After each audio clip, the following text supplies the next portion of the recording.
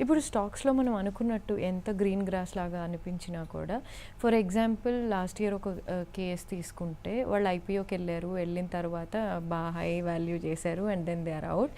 So ఒక common person ఒక hope తోటి కొంచెం డిఫరెంట్‌గా ట్రై చేద్దాం. ఈ గోల్డ్ కాకుండా రియల్ ఎస్టేట్ కాకుండా అని ట్రై చేసిన వాళ్ళకి కంప్లీట్ కొలాప్స్ అయిపోయినప్పుడు కంప్లీట్‌గా అంటే కొంచెం నమ్మకం ఏదైతే బిల్డ్ అవుతదో అది మళ్ళీ ఒకళ్ళ వల్లో ఇద్దరి వల్లో బ్రేక్ అయిపోతూ ఉంటుంది. కాకపోతే అక్కడే ఏంటంటే మన ఈ ఈక్విటీ కానీ స్టాక్ మార్కెట్లో కానీ మన ఎక్స్పీరియన్స్ని బట్టి కాంప్లికేటెడ్ ఇన్వెస్ట్మెంట్స్కి వెళ్ళాలి.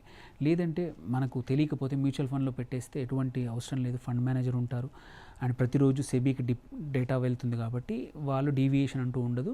మనకి ఇబ్బంది లేని అంటే మనకు టైం లేకపోతే నాలెడ్జ్ లేకపోతే ఇట్లాంటి ఇన్వెస్ట్మెంట్స్, లేదంటే ఇండెక్స్ ఫండ్స్ ఉన్నాయి, ఈటీఎఫ్స్ ఉన్నాయి. స్టాక్ మార్కెట్లో కూడా మీకు తెలియకపోతే స్టాక్స్ చేయాల్సిన అవసరం లేదు, ఈటీఎఫ్స్ కొనవచ్చు లో కాస్ట్. మీరు మొత్తం ఒక ఇండెక్స్ మొత్తాన్ని ఇన్వెస్ట్ చేస్తున్నట్టు అనమాట. ఆర్ మ్యూచువల్ ఫండ్లో కూడా ఇండెక్స్ ఫండ్స్ ఉన్నాయి, లేదు మ్యూచువల్ ఫండ్స్లో రకరకాల ఫండ్స్ ఉన్నాయి.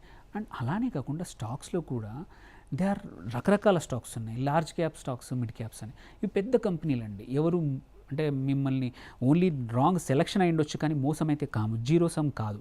లెట్స్ సే మీరు ఈవెన్ ఇప్పుడు టీసీఎస్ మంచి రిజల్ట్స్ ఇవ్వకపోయినా నీ దగ్గర ఒక 10,000 20,000 రూపాయలు పెట్టి టీసీఎస్వి కొనుంటే ఇప్పుడు తగ్గి ఉంటే 16,000 అయి ఉండొచ్చు. బట్ జీరో అయితే అవ్వదు, నువ్వు నష్టం అయితే అవ్వదు.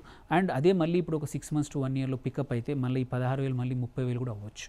So there are enough good companies, opportunities stock మార్కెట్లో కూడా ఉన్నాయి. ఓన్లీ అక్కడ కూడా గ్యాంబ్లింగ్ లాంటి F&O అంటే ఫ్యూచర్స్ అండ్ ఆప్షన్స్ ఉంటుంది, వాటికి దూరంగా ఉంటే మాత్రం స్టాక్ మార్కెట్లో కూడా నువ్వు ఎప్పుడు పెట్టిన డబ్బులు మొత్తం ఎప్పుడు జీరో అయితే అవ్వవు. బట్ నాకు అది కూడా నాలెడ్జ్ లేదు అనుకుంటే మాత్రం చాలా ఆప్షన్స్ ఉన్నాయి. ETFs, mutual funds, index funds అని రకరకాల ఫండ్స్ ఉన్నాయి, గోల్డ్ ఫండ్స్